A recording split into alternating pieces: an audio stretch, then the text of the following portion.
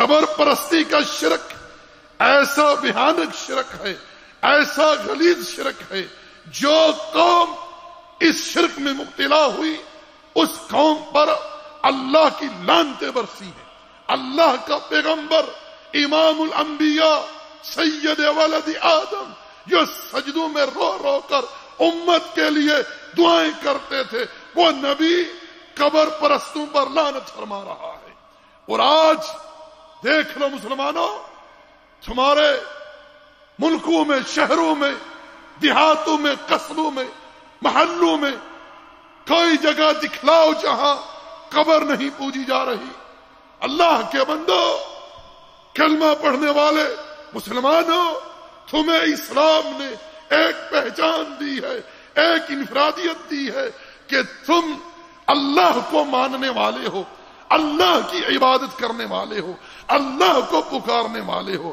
تمہاری شان یہ ہے کہ تمہارا سر کٹ تو سکتا ہے، تم آگ میں جل تو سکتے ہو، لیکن تم کسی مخلوق کے سامنے جھک نہیں سکتے۔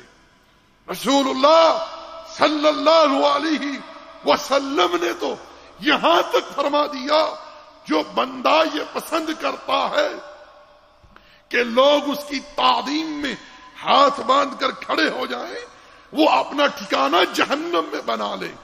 رسول اللہ صلی اللہ علیہ وسلم امام الانبیاء جب مجلس میں تشریف لاتے، صحابہ کرام ادباً اٹھنا چاہتے، اللہ کے رسول منع کر دیتے، فرمایا کرتے تھے میرے لیے اٹھا نہ کرو۔ اس حد تک امت کی تعلیم و تربیت فرمائی۔ مگر ہمارے ہاں جہالت کا دور ہے، عقیدہ توحید کے فہم سے، تحقیق سے، معارفت سے امت کوسوں دور پڑی ہوئی ہے۔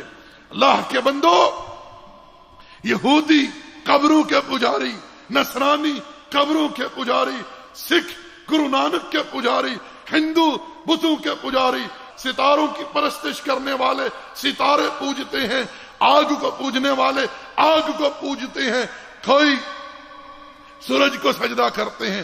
مسلمانوں، تمہاری شان یہ ہے، تمہارا مقام یہ ہے کہ تم ایک اللہ کو سجدہ کرنے والے ہو، ایک اللہ کو پکارنے والے ہو، ایک اللہ کی عبادت کرنے